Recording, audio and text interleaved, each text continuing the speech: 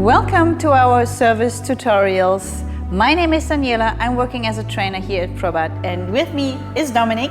Hi. Dominic was working in production before and is now completing our service team.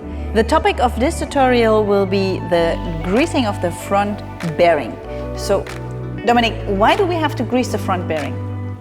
We wanted to prevent wearing of the front bearing here. Because of the high temperatures, we need to grease it regularly. And we need to have a special grease for that, which actually comes with the machine. But what about the bearing in the back? The bearing on the back is a maintenance-free graphite bearing. So, how we put the grease on the front bearing will be shown to you in detail, step by step.